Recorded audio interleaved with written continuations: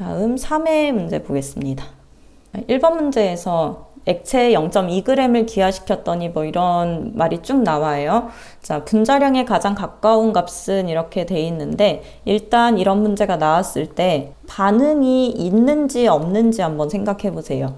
액체를 기화시켰다. 이거는 화학 반응이 있는 걸까요? 없는 걸까요? 어떤 물질이 반응해서 새로운 물질이 된 건가요? 아니면 그 변화 전과 후가 같은 물질인 건가요? 액체를 기화시켰다. 화학 반응인가요?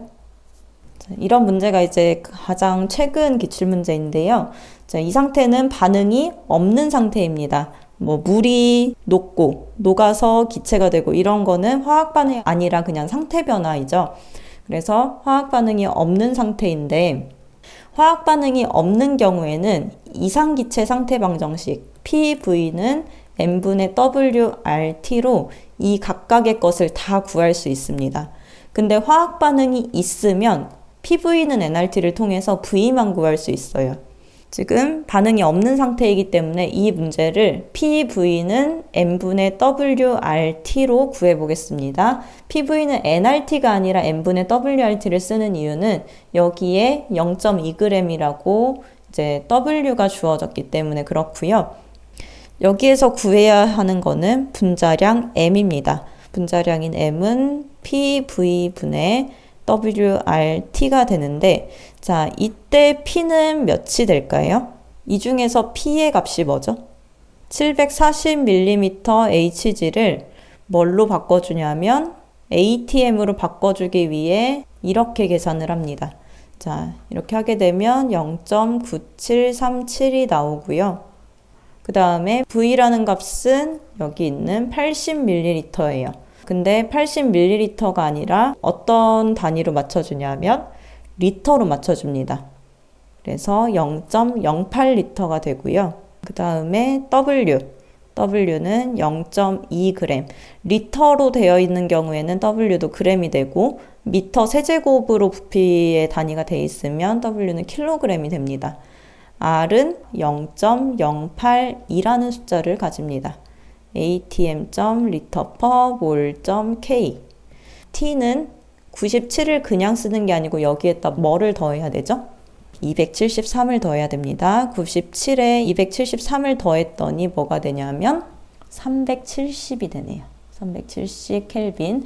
그래서 이 값을 다 대입을 했을 때 0.9737 곱하기 0.08분의 0.2 곱하기 0.082 곱하기 370.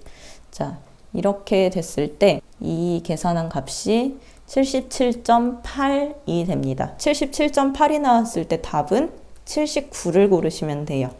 자, 소수점을 어떻게 처리하느냐에 따라서 소수가 약간의 차이가 날 수 있는데 가장 가까운 값을 답으로 골라주시면 됩니다. 자, 2번 문제. 이런 유형의 문제는 참 많이 출제가 돼요. 그래서 이 유형의 문제는 풀 줄 아셔야 되겠고요. 자, 금속이 있는데 이게 산화됐다고 합니다. 산화됐다는 건 뭐를 얻은 걸까요? 자, 산화됐다는 표현을 산소를 얻었다라고 보면 되겠죠. 자, 근데 여기에서 산소를 쓸 때 O2로 쓰는 게 아니라 그냥 O로 써주시면 돼요.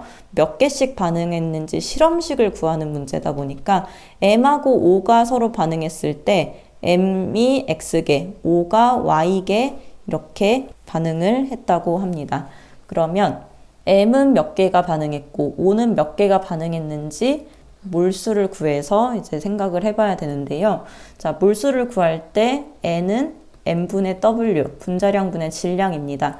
자, 금속 M 중에서 발생한 물질 MXOY라는 물질이 1.6g이 얻어졌다고 하죠. 그리고 금속 M은 1.12g을 반응을 시킨 겁니다. 자, 1.12g과 몇 g이 만나야 1.6g이 되냐면 0.48g이 되겠죠. 자, 1.12g이 0.48g과 만나서 1.6g이 된다. 요거까지는 이해가 되시죠? 그리고 M의 분자량이 56이기 때문에 이걸 56으로 나눠주게 되면 몰수를 구할 수 있습니다. 그러면 0.48은 몇으로 나눠주면 될까요? 자, 16으로 나눠주면 됩니다. 알고 있는 원소이기 때문에 따로 원자량을 주지 않은 거예요. 자, 그러면 이게 몇 대 몇으로 반응했는지가 XY 값이 됩니다. 자, 1.12 나누기 56을 하게 되면 0.02가 나오고요. 그리고 0.48 나누기 16을 하게 되면 0.03이 돼요. 그래서 이거는 2대 3이라는 값을 가집니다. 그래서 2번에 x는 2, y는 3을 골라주시면 되겠습니다.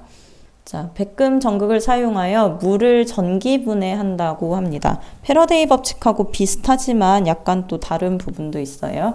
물을 전기분해하게 되면 H2O가 쪼개져서 H2O2가 나오는데 H가 2개, O가 하나 이런 식으로 나오게 됩니다. 자, 이때 주기율표에서 H가 더 왼쪽에 있고 산소는 오른쪽에 있어요. 그쵸? 그러면 산소가 더 마이너스 성질이 강한 거고 수소는 플러스의 성질이 강한 거예요. 이렇게 생각을 해본다면 마이너스 성질인 것은 플러스극, 마이너스극 중에서 어디로 따라갈까요? 이 두 분자가 플러스, 마이너스를 고를 수 있는 상태가 된다면 O는 마이너스 성질이 더 강하기 때문에 누구한테 갈까요? 플러스한테 가겠죠. 그래서 산소가 플러스 극에서 발생합니다. 그러면 수소는 어디서 발생할까요? 수소는 마이너스 극에서 발생을 하게 됩니다. 자, 플러스 극에서 5.6L가 발생했다. 자, 플러스 극에서 5.6L가 발생했으면 마이너스 극에서 발생하는 기체는 수소를 의미하고 산소가 1이 이제 발생이 될 때 수소는 2가 발생하니까 5.6이 발생할 때 몇이 될까요? 5.6의 2배인 11.2. 그래서 3번 11.2가 되겠습니다. 자, 4번 방사성 원소가 우라늄에서 이렇게 쪼개지는데요. 방사성에 해당하는 그 알파선, 베타선, 감마선을 생각해 보면 알파선은 -2, -4가 되도록 영향을 주고요. 그리고 베타선은 원자 번호에는 영향을 주지 않고 원자 번호가 플러스 1이 되도록 하고 원자량은 변화가 없고 감마선은 이렇게 서로 영향이 없는 상태로 영향을 주게 됩니다. 자, 지금 반응을 보시게 되면 우라늄이라는 것에서 이렇게 변했어요. 아래에 있는 게 원자 번호고 위쪽에 있는 게 원자량인데 원자량이 -4가 됐고요. 원자 번호가 -2가 됐습니다.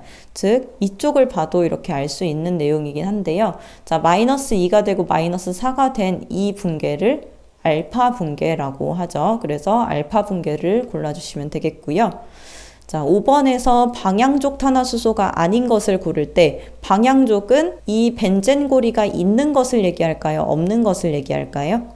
방향족 탄화수소는 벤젠고리가 있는 것을 얘기합니다. 그래서 향기가 난다는 뜻이 방향족이에요. 향기가 나는 것들. 사실 향기라고 하기에는 이제 좋은 물질은 아니지만 향이 난다.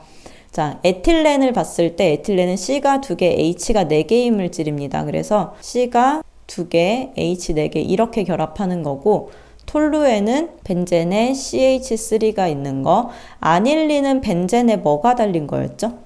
톨루에는 CH3인데 아닐린은 아미노기가 어떻게 생긴 거죠? NH2가 있는 게 아닐린이고요. 안트라센이라고 하는 건 사실 안트라센까지 몰라도 에틸렌 자체가 너무 방향족이 아니니까 찾을 수 있긴 한데 이렇게 벤젠고리가 3개 붙은 걸 안트라센이라고 해요. 벤젠고리가 2개 붙은 거는 나프탈렌이라고 합니다. 그래서 방향족 탄화수소가 아닌 에틸렌과 같은 이런 것을 무슨 족 탄화수소라고 하냐면 지방족 탄화수소라고 합니다. 자, 기름 성분을 구성할 때 이렇게 연결이 되어 있어서 그렇고요.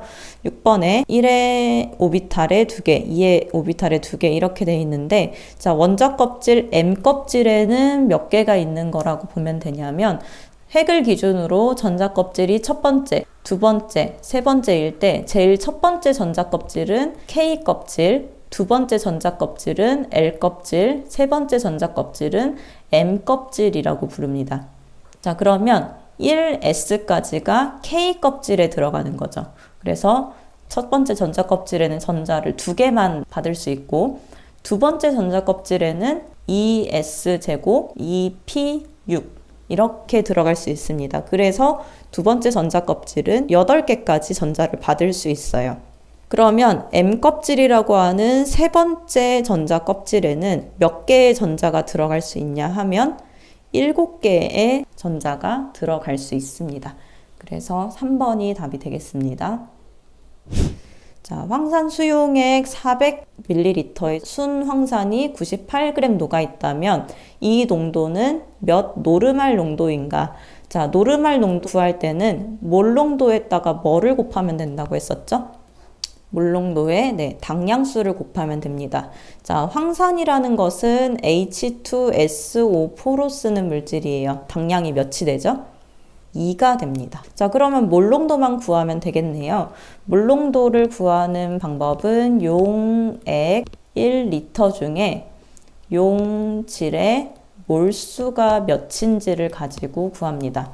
자, 용액이 1리터일 때, 즉 400ml가 아니라 0.4리터를 기준으로 했을 때 이 용질이 98g 녹아 있다. 그러면 이 황산의 분자량으로 나눠졌을 때 황산의 H가 1이고 1 곱하기 2, S가 32, SO가 16 곱하기 4니까 이렇게 했을 때 98이 나와요.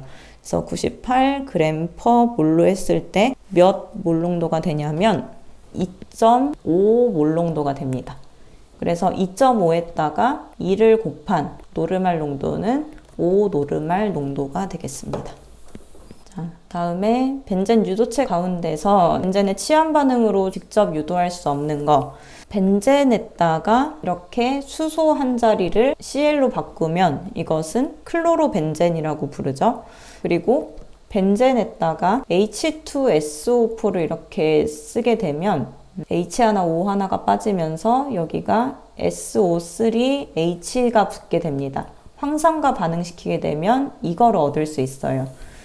벤젠의 할로겐 원소를 직접적으로 반응시키면 이거 얻을 수 있는 거고요. 황산을 벤젠에 반응시키면 디귿도 얻을 수 있습니다. 이거를 술폰산이라고 하는데요. 자, OH 같은 거, OH는 벤젠에 이렇게 달린 건데 이걸 뭐라고 부르죠? 페놀이라고 부르죠. 자, 이 페놀이 H 자리에 그냥 OH가 딱 들어간 것 같지만 이 OH를 만들 때는 이 벤젠 술폰산에서 이산화탄소를 첨가하고 그렇게 해야 페놀이 됩니다. 페놀은 벤젠에서부터 얻는 게 아니라 벤젠에 황산을 반응시켜서 거기서부터 얻는 거기 때문에 직접 유도라고 할 수가 없어요. 그래서 니은이 직접 유도할 수 없는 물질이 되겠습니다. 9번 보시면요. 각 화합물 1몰이 완전 연소할 때 연소한다는 것은 산소랑 반응하는 거예요. 산소랑 반응할 때 어떻게 반응하는지. 자, 산소가 되면은 C가 2개, H가 6개죠. 자, 그러면 C가 O랑 만났을 때 뭐가 나오죠? CO2가 나옵니다. H가 O랑 만나면 H2O가 나오게 됩니다. 자, A, B, C, D를 해서 구하는 게 좋겠지만 자, 이거 미정계수법 하실 수 있으시죠? 혹시 이거 미정계수법이 어려우신 분들은 따로 남겨주세요. 시간 끝나고 이거는 풀게요. 자, 10번에 원자 번호가 7인 질소와 같은 족에 해당되는 원소의 원자 번호. 자, 주기율표를 쓸 때 1번부터 어떤 위치로 쓰냐면 이런 식으로 쓰게 됩니다. 자, 그러면 7번 원소와 같은 족에 있는 거는 몇 번 원소라고 하면 되냐면 15번 원소라고 하면 됩니다. 주기율표의 위치를 알고 있으면 풀 수 있는 문제고요.